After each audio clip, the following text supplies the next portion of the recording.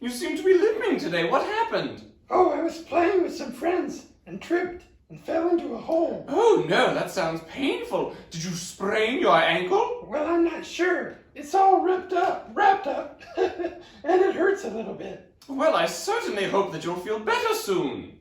Thanks. Hey, I was reading in my Bible story book about another guy who ended up in a hole. Only his brothers threw him in there. Oh yes, that would be Joseph. I'd say he had some pretty lousy brothers. I would agree. They were not very kind to him. No, not at all. Sometimes I get mad at my little sister, but I never want to throw her into a hole. That's good, Ralph. Why do you suppose his brothers did that to him?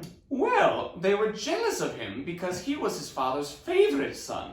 So they plotted to kill him and threw him into a cistern in the desert. Wow! I didn't think parents were supposed to have favorites. It's not a good idea to favor one child over another, and it's definitely not a good one to spoil one of your children. But that's what Joseph's father, Jacob, did. So, his brothers decided to throw him into a hole? Yes, that's right. But then they thought they could make money by selling him as a slave. So that's what they did, and Joseph became a slave in Egypt. Wow, that sounds horrible. Was Joseph a slave for the rest of his life? Well, Joseph's story had a lot of ups and downs. First, he worked for an official named Potiphar. But then Potiphar's wife lied about Joseph, and he ended up in prison. Yikes, that's going from bad to worse. Yes, it would seem so. But then things turned around, and after a while, Joseph was called on to interpret a dream for the Pharaoh, the king of Egypt. Hey, speaking of dreams, I had a weird dream the other night. I dreamt I was eating a giant marshmallow, and when I woke up, my pillow was missing.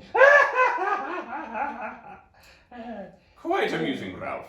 Pharaoh's dreams were slightly more serious than that.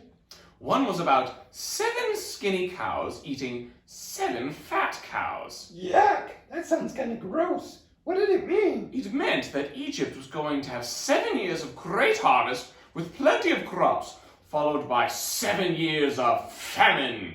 How did Joseph figure that out? God helped him, and because Joseph successfully interpreted Pharaoh's dream, Pharaoh promoted Joseph to be in charge of collecting grain to prepare for the famine. So Joseph went from being a slave and a prisoner to working for the king. That sounds like a wild ride. Oh, it was, Ralph. But here is an interesting twist in the story. Joseph's brothers, the one who sold him as a slave, needed grain. So they had to come to Joseph and ask for his help. That's great.